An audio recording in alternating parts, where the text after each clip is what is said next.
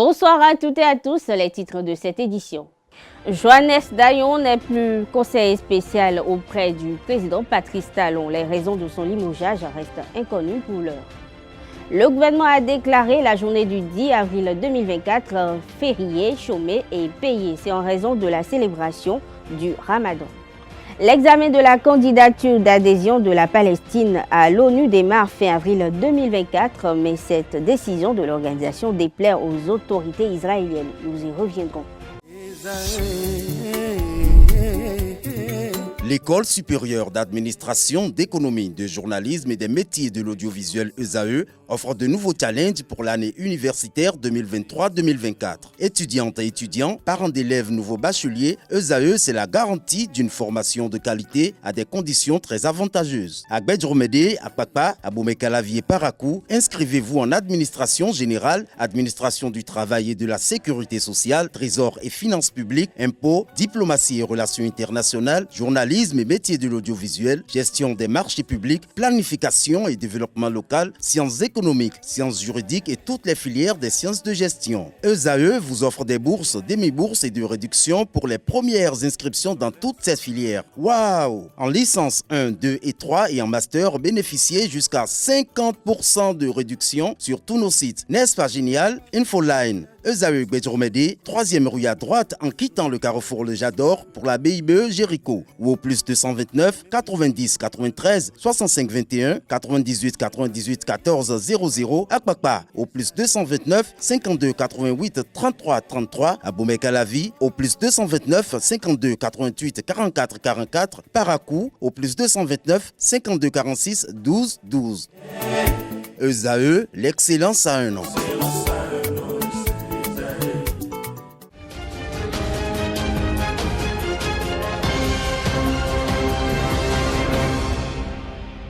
Bienvenue, Johannes Dayon est démis de ses fonctions auprès du chef de l'État, Patrice Talon, dans la matinée de ce 9 avril 2024. Dans une brève sur son site web, le journal Matin Libre a annoncé qu'il a été limogé par le président de la République. Conseiller spécial du chef de l'État, Johannes Dayon, coordonne le très stratégique bureau d'analyse et d'investigation BAI à la présidence de la République.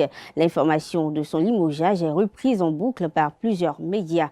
En poste depuis l'arrivée au pouvoir de Patrice Talon en avril 2016, ce dernier est réputé homme de confiance du président de la République et cerveau de son système. Il faut noter que pour l'instant, les raisons de son limogeage sont inconnues et n'ont pas encore été officialisées. La journée du 10 avril 2024 est déclarée férié, chômé et payé sur toute l'étendue du territoire national. Le ministre du Travail et de la Fonction publique l'a martelé dans un communiqué en date du lundi 8 avril 2024. Adidjatou Matisse rappelle que c'est conformément aux dispositions de la loi numéro 90-019 du 27 juillet 1990 fixant les fêtes légales aux républiques du Bénin. Il faut préciser que ce communiqué du ministre Adidjatou Matisse fait suite à celui de l'Union islamique du Bénin qui présidé par l'imam Idrissou Lemanou Boukari qui annonce la célébration de la fête de l'Aïd el-Fitr marquant la fête du Ramadan pour ce mercredi. Demain 10 avril, les fidèles musulmans, comme je l'annonçais, vont célébrer l'Aïd el-Fitr, une célébration qui marque la fin du jeûne du mois de Ramadan. À cet effet, Bassirou Lassisi, islamologue et professeur de la langue arabe, apporte des clarifications sur le choix de la date du Ramadan. Il est au micro de Francis Farami, Nassirine Fatoumbi. Par la grâce de Dieu, les musulmans du monde entier vont célébrer l'Aïd el-Fitr le mercredi 10 avril 2024. Et comme nous le savons, nous les musulmans, nous n'avons pas le choix de prendre une décision sur la date de notre fête, car l'islam, avec toutes ses traditions, nous a déjà élaboré un chemin. Le prophète Mohammed sallallahu alayhi wa sallam a dit « Soumu li ruya, wafturu li ruya ». Il dit, avant de commencer par jeûner, observez d'abord le croissant. Et lorsque vous allez rompre pour fêter aussi, il faut observer le croissant. Mais au cas où les nuages vont nous empêcher d'observer le croissant, alors nous comptons le mois jusqu'au 30.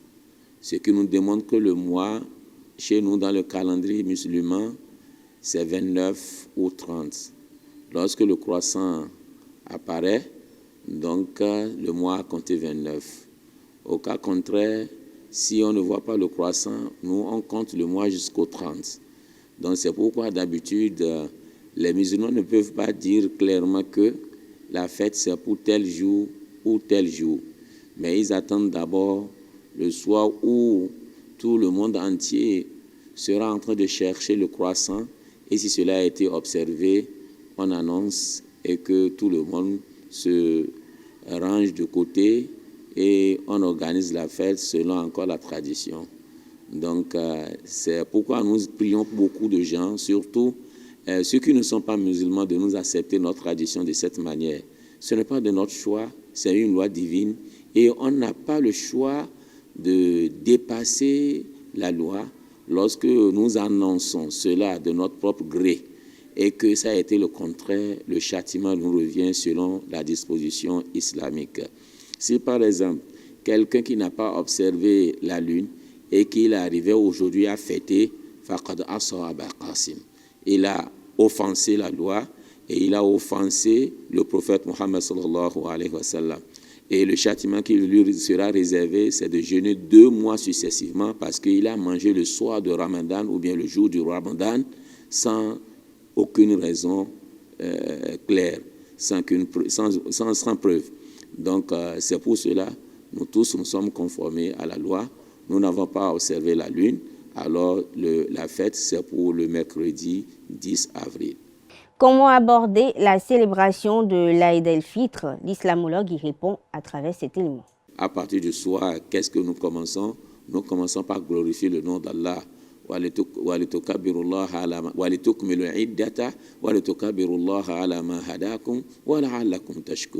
C'est qu'Allah a dit.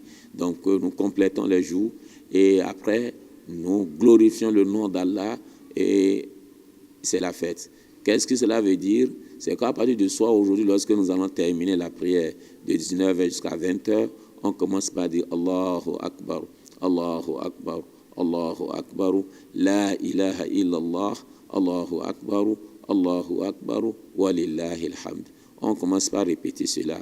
C'est pour glorifier le nom d'Allah qui nous a permis de jeûner le mois de Ramadan. On a commencé, on a retrouvé la fin.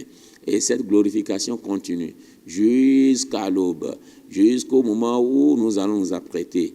Lorsque nous allons nous apprêter pour aller à la place de la fête, pour célébrer d'abord la prière, et voilà un peu, notre joie commence d'abord par la reconnaissance en Allah subhanahu wa ta'ala, par la foi. Donc la toute première des choses que nous faisons, nous observons un bain rituel qui n'est pas comme les autres bains. C'est un bain spirituel que nous observons et lorsque nous terminons cela, nous prenons le plus beau de nos vêtements et nous nous dirigeons vers la place. La place qui est réservée pour la prière, ce n'est pas une place qui est souvent réservée dans la mosquée. Dans le cas contraire, si c'était dans la mosquée, ça ne gêne pas aussi. Mais c'est sur l'espace vide que tout le monde ira vers là. Alors, lorsque nous partons aussi, cette glorification que nous avons commencé par répéter depuis la veille continue. On répète Subhanallahu Akbar, Allahu Akbar, Allahu Akbar, La ilaha illallah, Allahu Akbar, Allahu Akbar, Walillahi alhamd. Une fois arrivé à la place de la prière, si c'est une mosquée, donc nous sommes tenus de faire 2 unités de prière pour saluer la mosquée. Et si ce n'est pas l'espace n'est pas une mosquée, alors nous sommes tenus de rester comme ça, assis ou debout, de répéter les 16 invocations jusqu'à l'arrivée de l'imam où la prière va s'officier officiellement. Alors la prière est terminée, on écoute le sermon, voilà les règles qui régissent notre fête. Nous faisons d'abord la prière et nous écoutons le sermon. Mais quant aux prières de vendredi, on commence d'abord par le sermon et on fait la prière. Mais ici, c'est comme ça, la loi nous a édifié cela. Donc on termine 2 unités de prière avec beaucoup de prières. Et là maintenant, on écoute le sermon de l'imam. Et ce sermon aussi qui nous encourage, qui nous explique les bienfaits d'Allah sur nous, surtout tout au début du mois de Ramadan jusqu'à la fin. Et après ce sermon, nous commençons par se saluer par la joie, on s'embrasse, on se pardonne, on se demande de visite, donc chacun regagne sa maison. Et la Sunna nous a recommandé la voie que nous avons prise pour venir. Si nous trouvons une autre voie pour retourner, serait la meilleure. Maintenant, si nous retournons, c'est d'aller dans nos maisons respectives et commencer par... Or, tout d'abord, nous devons souligner que le jour de la fête, surtout la fête de Ramadan, ça nous a permis de manger, quel que soit X, on doit prendre quelque chose avant de sortir. Parce que pour faire tellement la différence de ce jour par rapport au jour du Ramadan que nous ne mangeons pas dans la matinée. D'accord? Avant de quitter pour aller à la place de l'Eid, nous prenons, même si c'est simple eau, même si c'est de la date, si c'est un fruit, n'importe quoi, nous prenons d'abord avant de sortir. Dimanche dernier, l'ONG Secret de la Sagesse Islamique a réuni à la place Idi d'Aglangandan musulmans et non musulmans autour du thème gestion des conflits conjugaux. C'était lors de la 4e et dernière prêche du programme dédié au mois de Ramadan. Le point est signé Francis Fahmi. Gestion des conflits conjugaux. C'est autour de ce thème que musulmans et non musulmans se sont réunis autour de Oustaz Koudjou Hachim, dit Alpha Pasteur à la place Idi d'Aglangandan. C'était pour les initiateurs de cette 5e édition un satisfait. L'ONG Secret de la Sagesse Islamique est satisfait de ce qui s'est produit. Parce que le dernier prêche qui a passé aujourd'hui est, je dirais, à mon avis, le meilleur des prêches qu'on ait fait depuis qu'on a commencé le mois de Ramadan. Et pourquoi? Surtout à cause de l'importance du thème. Vous savez, les problèmes de foyer, c'est monnaie courante aujourd'hui. Donc, ça a fait que beaucoup de gens ont posé des questions, les gens ont posé leurs problèmes, les gens se sont inspirés du prêche pour tirer la leçon qu'il faut et savoir maintenant, à partir d'aujourd'hui, comment gérer les conflits dans leur foyer. Des sentiments que partagent également les participants à ce programme. Ça m'a fait vraiment plaisir d'être là aujourd'hui parce que le thème d'aujourd'hui, ça rapporte vraiment, surtout de nos jours. Il faut savoir comment s'entretenir dans les relations de couple et autres. Donc l'assise d'aujourd'hui m'a permis de gagner beaucoup plus en connaissance.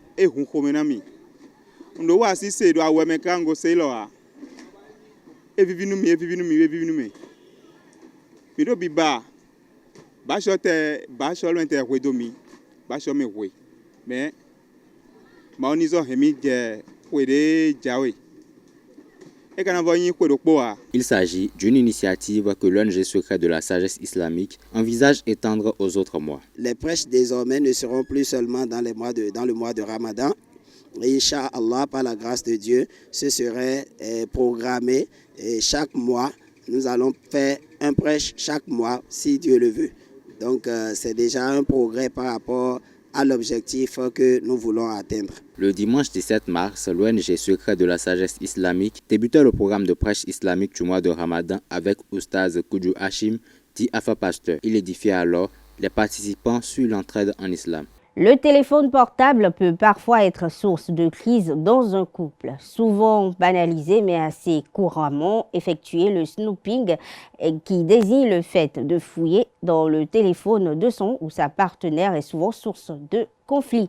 À la question de savoir si un partenaire peut fouiller le téléphone de sa moitié, voici ce que répondent quelques citoyens de Cotonou. Ils sont au micro de Amoussou Kanté et Fanny Francis. Ma femme, moi, sexuellement, ne peut pas décrocher moi mes appels. Également, moi-même aussi, je ne peux pas décrocher ses appels. D'abord, ce n'est pas du genre, moi je ne fais même pas ça. Elle est libre de faire ses appels avec son téléphone. Moi aussi, je suis libre de faire aussi mes appels, de prendre mes appels comme je veux. Mais en tant que père de famille, je pense que je suis le baron du foyer. On n'a pas besoin de toucher mon téléphone portable. Ainsi que la femme aussi, tu ne peux pas toucher son portable. Le nom est bien dit, monsieur le journaliste. On a dit téléphone portable. Et quand on dit téléphone portable, ils disent ton nom. Elle est personnelle. Parce que quand ta femme, il faut la respecter. Mais il y a d'autres femmes là, ils font de n'importe quoi. Et l'homme est obligé d'aller fouiller leur téléphone pour aller constater des choses dedans. Chacun a sa manière de gérer son foyer. Vous comprenez?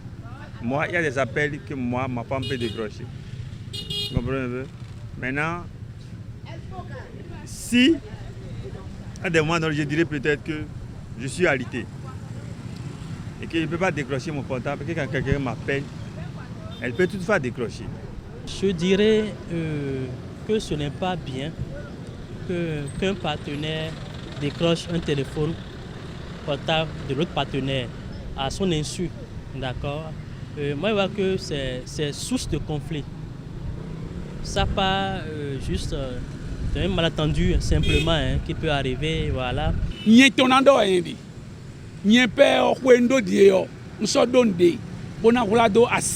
Bona rolado via nous et tout de we na seo e we noblo e we nkron ledo ati je na fouiller portable bientôt et de problème de ya. L'homme, le mari a le droit de toucher, de décrocher à tout moment le portable de son épouse. À tout moment, s'il veut. La femme n'a jamais accès au portable du monsieur, de son mari. Ceux qui sont de cet acabit, qui pensent que je dois fouiller le téléphone de ma femme, ou bien ma femme doit fouiller mon téléphone, excusez-moi, il y a une éducation qui ne dit pas quelque part son nom là.